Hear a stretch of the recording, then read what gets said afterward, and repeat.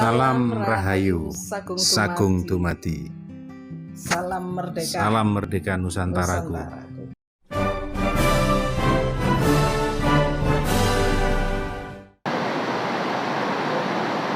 Seperti tadi malam ada tamu dari Jakarta, teman Malang juga.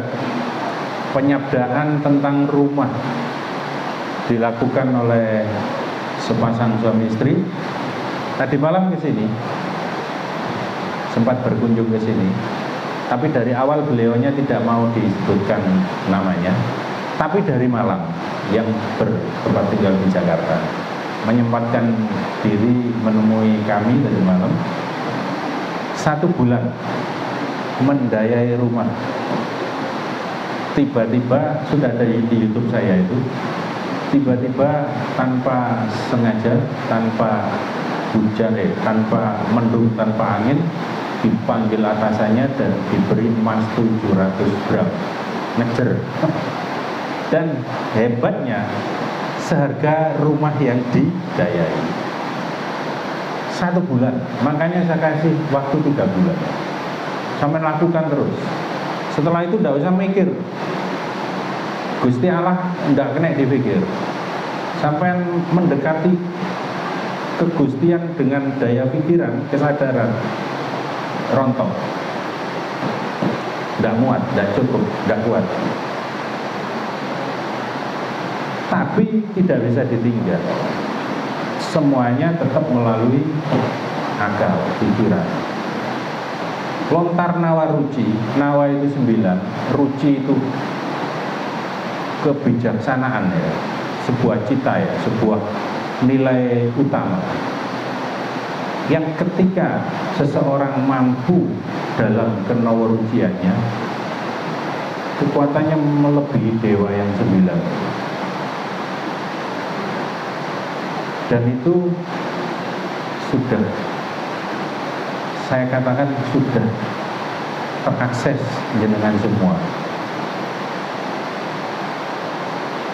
Kalau dalam lakon Dewa Ruci itu Sang Bima masuk ke dalam Dewa Ruci, ya kan, jenengan sudah di dalamnya.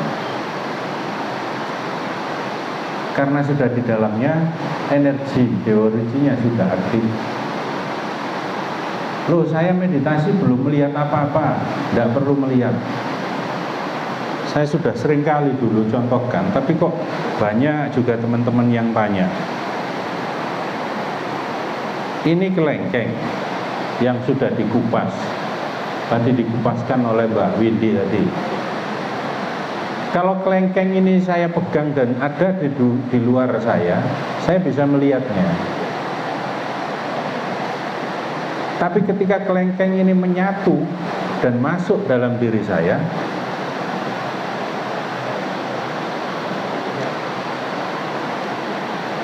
tidak bisa melihat, cuma saya bisa merasakan. Nah, yang ketika saya melihat tadi, ya saya tidak bisa merasakan. Saya hanya mengakses melalui pandangan mata. Begitu sampai mendekati Dewa Ruci, hanya dengan pemahaman ketemu, saling delok-delokan, terus mau selfie dah, butuh-butuhan.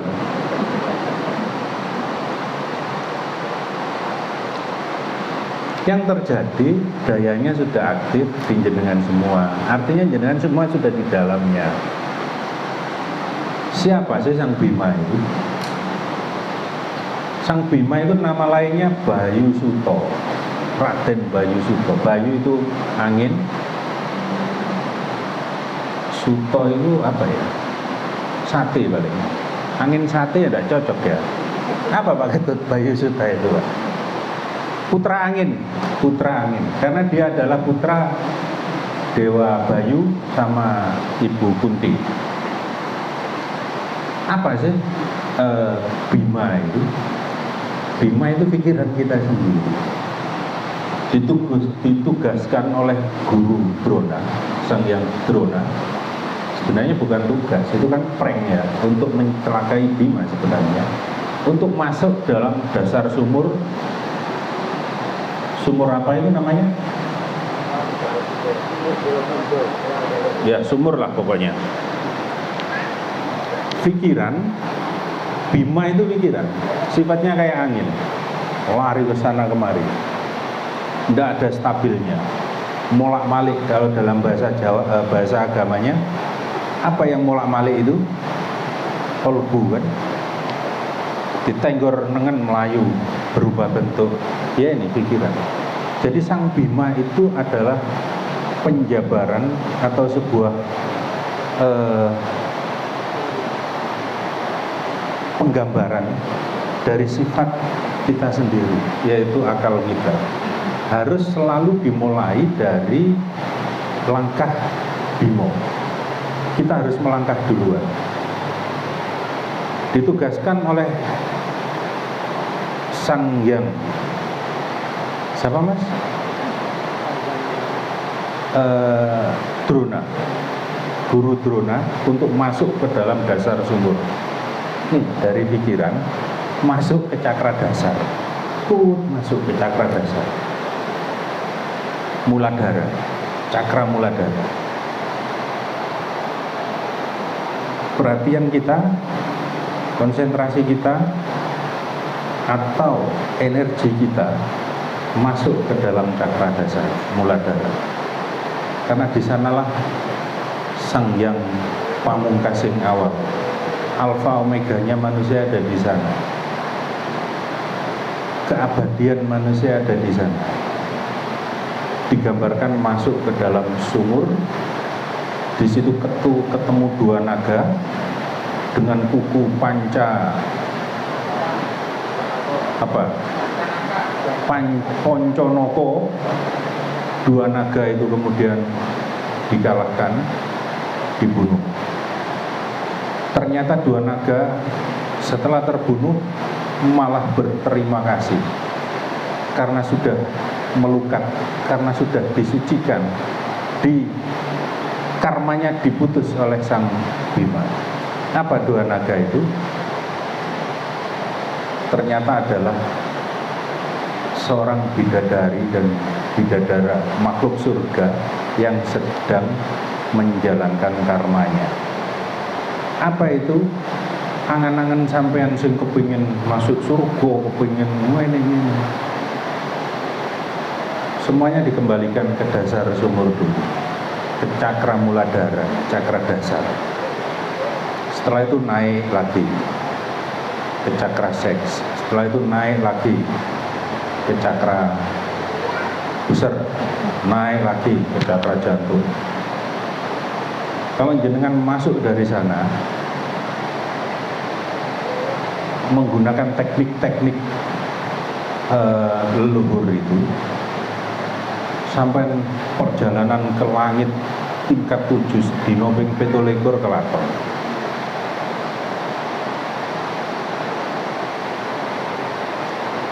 Sehingga untuk memperingatinya kesulitan kan, sedino mikrot susah kan. Dan itu bisa dilakukan seketika, hanya sekali narik nafas sudah di atas sana. Saya sekarang yang baru, yang lama sudah sama ini.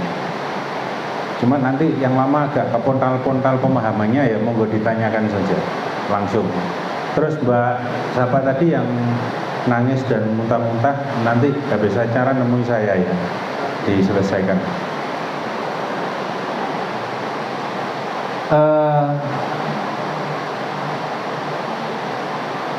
Itulah perjalanan Sang Bima.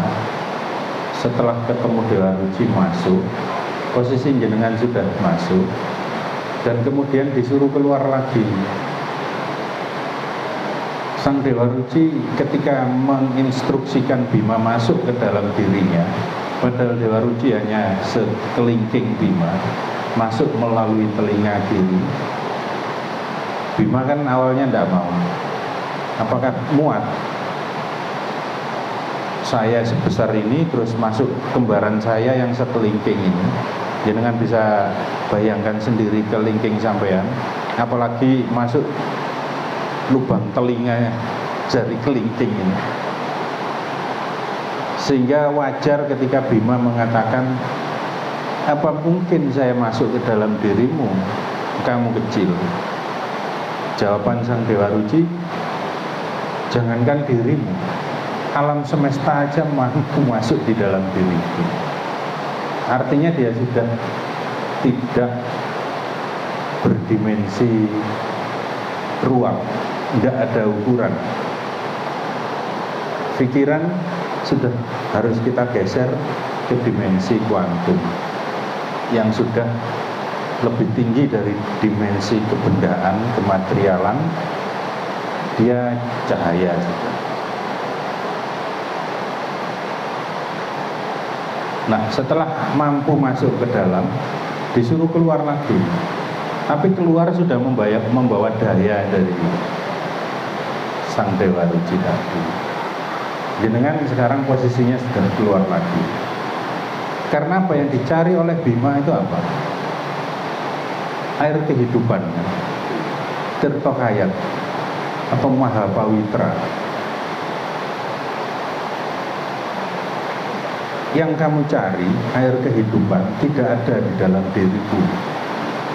Oleh Sang Dewa Ruci dijawab begitu. Keluarlah, lakukan bakti cinta kasih sayang ke sesama. Tugasnya itu Sang Bima Sakti yang sudah mempunyai kekuatan Dewa Ruci, lakukan pelimpahan kasih sayang ke alam semesta, kepada manusia lain, kepada hewan, kepada kupu-kupu, kepada saya, kepada sebelahnya, kepada Maindi, semuanya. Itu tugas utama dari Sang Bima yang sudah tercerahkan itu. Karena di sanalah air kehidupan akan didapat. Dan cara yang paling kuat untuk mendapatkan Mahapawitra atau air kehidupan itu, lakukan pelimpahan kasih dengan hati yang lego, yang sukacita, yang gembira. Hati gembira adalah luar biasa. Ya, saya kembalikan lagi kepada jenengan dan kepada diri saya. Ayo berlomba-lomba saling bakti kemanusiaan, bakti alam, bakti kenusantaraan, kepada anak, kepada istri. Dilimpahkan kasih sayang yang seperti adik di belakang. Ini kan dayanya sudah nyata. Apa masih ada yang ragu-ragu lagi? Apa gini-gini punya efek? Yang ragu-ragu ayo lagi dibuktikan lagi. Monggo kalau ada pertanyaan saya persilahkan.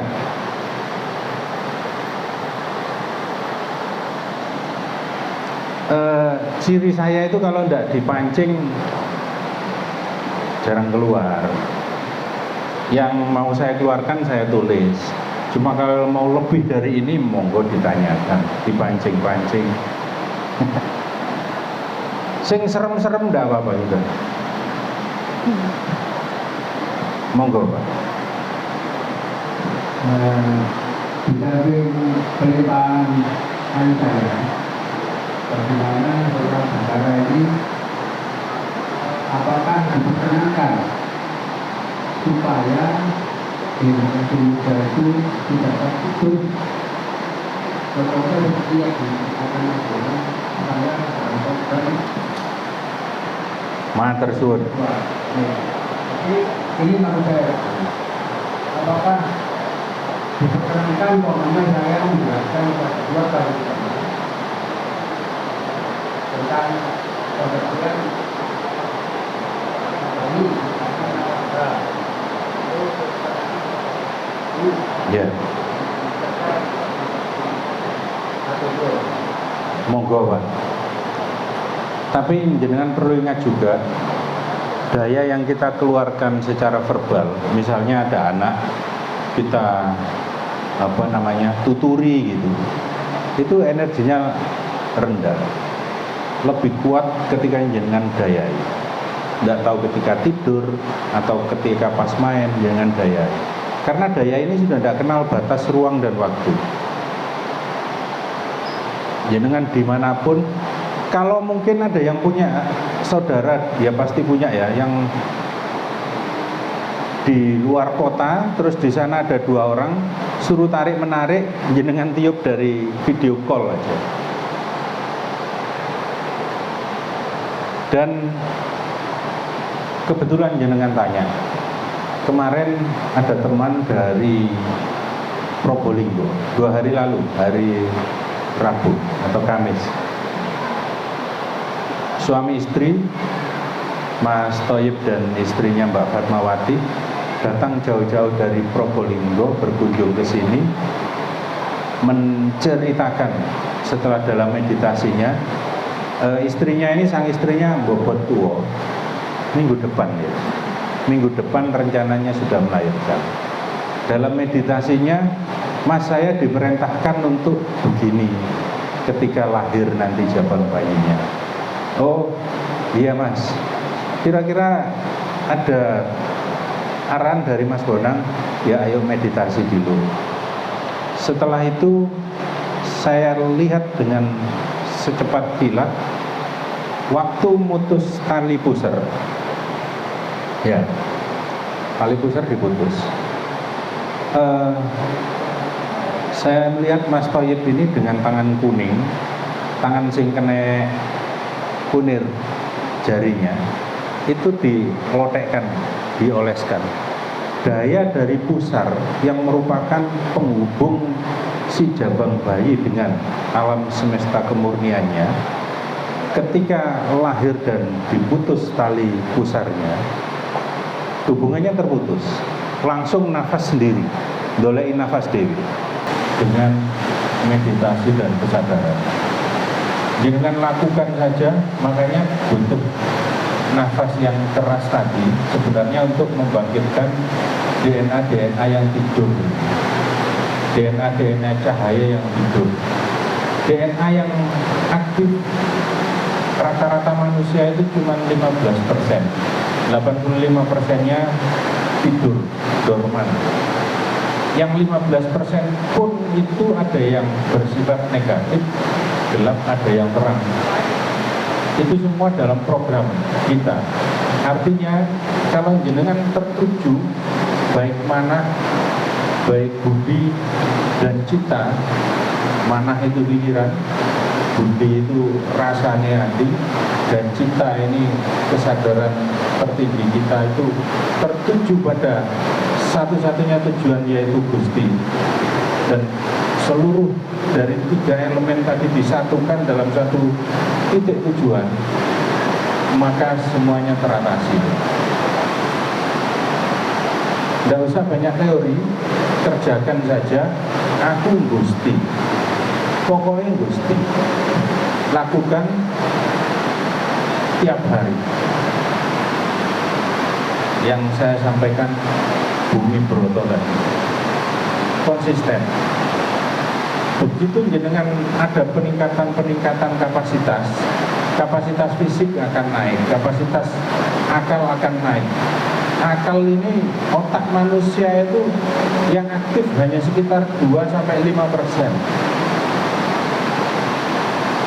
5% lah kita ambil yang tertinggi, 95%-nya pasif. Ketika jenengan meditasi, kemudian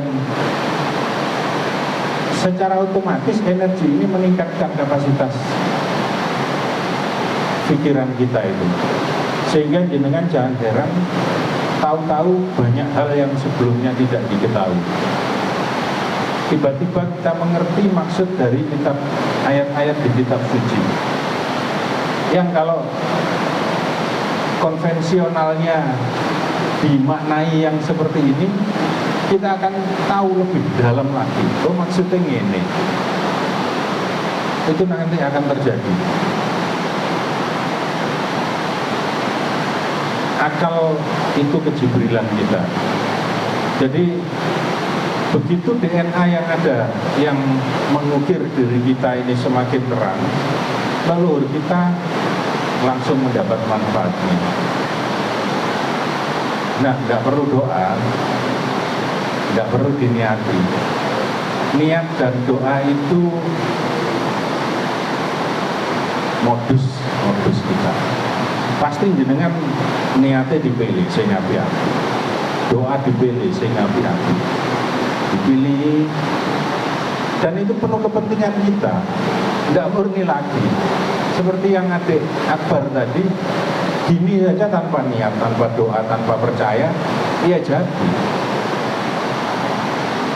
Karena kita terbiasa dengan dan terpola dengan mau melakukan sesuatu harus niat, tujuannya gini, karena amal dinilai dengan niatnya. Nah sekarang kebalik, mungkin jenengan agak bingung, ya monggo dinikmati kebingungannya. Yang saya sampaikan, saya hanya menunjukkan fakta. Ini loh, ini yang terjadi. Kenyataannya koyong ini. Kalau jenengan nggak puas terus mau berdebat, ya saya tidak melayani perdebatan. Saya hanya menunjukkan fakta saja.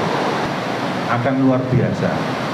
Jenengan duduk diam, sedakep lah, seenaknya, senyamannya, merasakan kerenyeng-kerenyengnya kulit ini, itu sudah beda.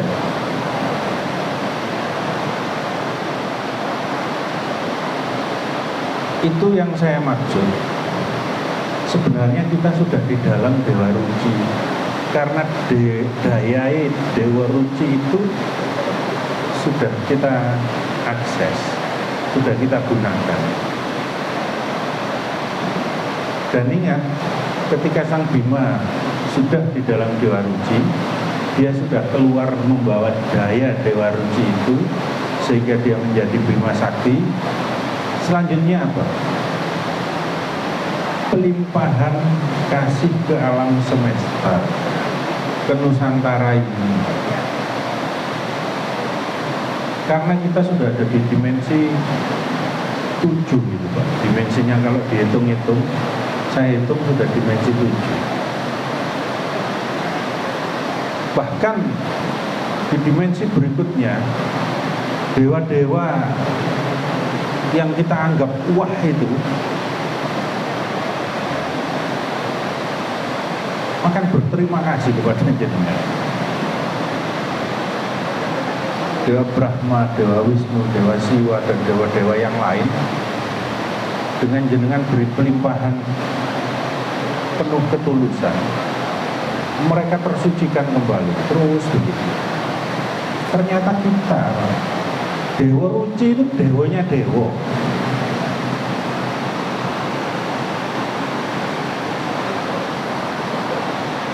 Tinggal sadari kedudukan itu, karena jenengan sudah menggunakan dayanya. Jangan ada ragu, jangan ada kebingungan lagi. Lakukan.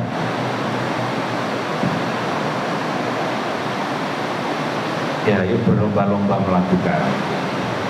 Dan saya menyediakan diri untuk membantu, menguatkan, dan saya sangat rela kalau disalib. Enggak salib. Semakin rajin jenengan, saya kurang rajin, ya saya akan ketinggalan gitu saja. Tidak ada senior junior, semuanya punya hak untuk menjadi manusia cerah. Saya bagian obra-obra ya, bagian duri.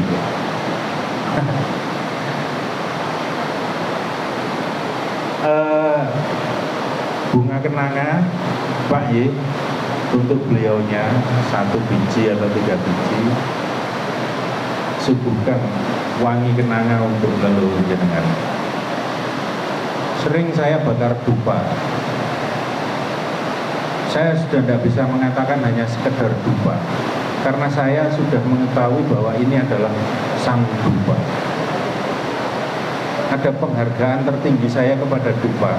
Ketika saya bakar, aroma wangi asapnya ternyata dengan wangi dan keindahan asapmu, aku titip doyo gaya alam semesta. Oh, sawanang ternyata juga. banyak hal yang bisa kita lakukan, tidak terbatas hanya ini, itu. Kalau jenengan sadari tadi, telapak kita ini adalah telapak Gusti sendiri. Yang saya sampaikan ada apa dengan rambut?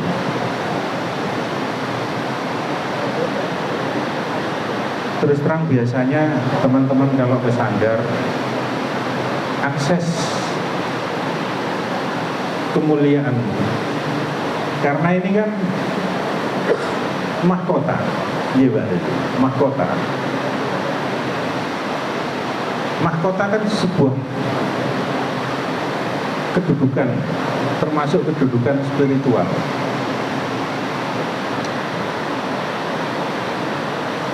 Ayo sini rambutnya, gabungan sampai rambutku dibakar, hirup mahkotanya. Tidak sia-sia Tuhan menciptakan ini. Nanti kalau semua tidak apa-apa, rambut saya masih tebal. Yang susah ini yang sudah.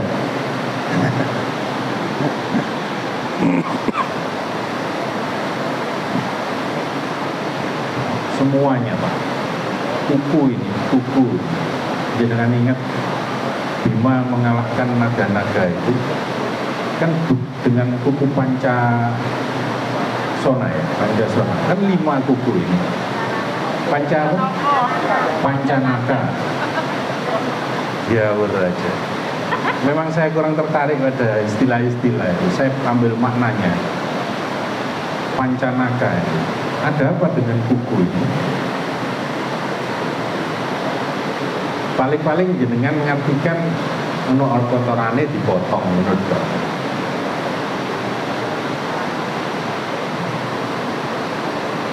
Coba yang kena makhluk-makhluk kurang baik gitu, teman tetangga atau keluarga, kuku yang jenengan ini cupno air terus minum no, dia bekerja dengan sendirinya.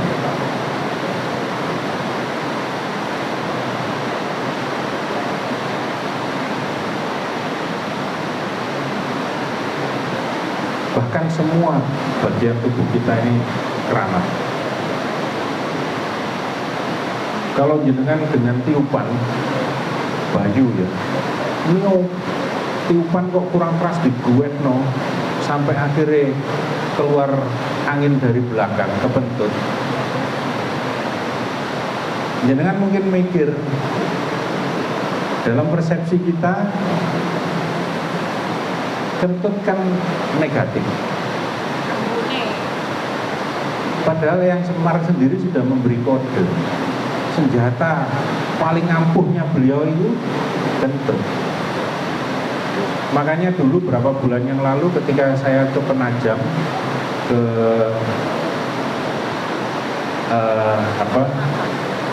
Penajam Pasir Utara itu, calon ibu kota IKN, ibu kota negara itu, saya ke sana hanya disuruh mengeluarkan kotoran.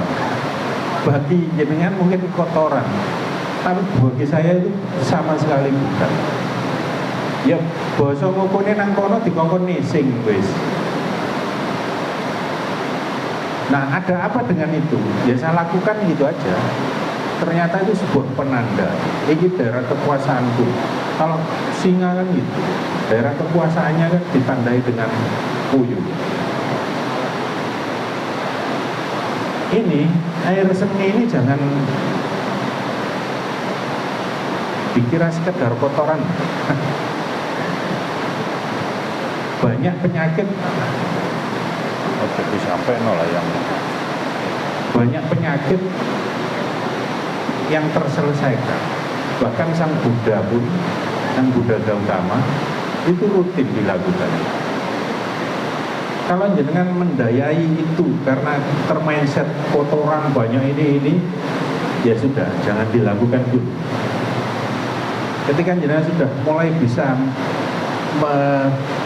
menciptakan chiptoning di hal-hal yang seperti itu adalah sebuah energi yang luar biasa, baru dilakukan. Jenengan bingung-bingung magriyoma sampai nuyu Aja mikir sing negatif, sing ngoyo iki wis dewa, Pak. Wis Bathara, iki ngoyone Bathara beda. Sudah beda dengan yang kemarin-kemarin. Wong tiupannya si Akbar gininya itu. Kalau tiupan udara kan paling 2 meter sudah selesai. Gitu. Tapi energinya kan memancar terus. Lah ada apa dengan tiupan? Ada apa dengan, coba saya buktikan lagi. Yang di belakang ada Mas Tandi nggak ya?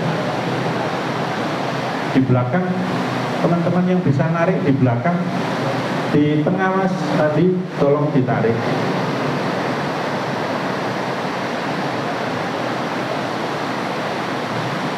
Masnya yang muda, yang tadi testimoni, kaos hitam, ya, jenengan Mas. Berdiri Mas. Berdiri. Kakinya rapat. Ya, sudah, langsung ditarik Mas. Ditahan Mas ya. Jangan ditahan. Tarik. Lagi ditarik.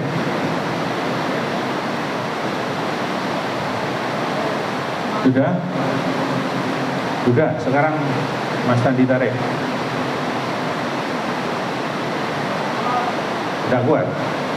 Saya hanya memandang dengan mata saya. Jadi kuat.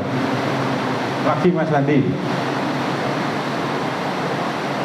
Dengan mata saya loyokan dia. Hati-hati menatap mata saya.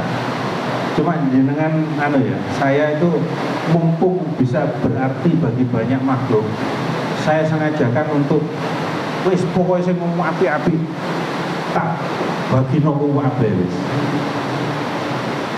Ini dengan tatapan mata.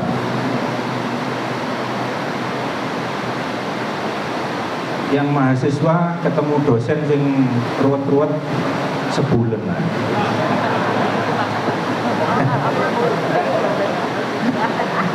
Yang paling penting jangan menyakiti. Kasih saya. Kasih saya. Masih ambek hatine berdeg-deg.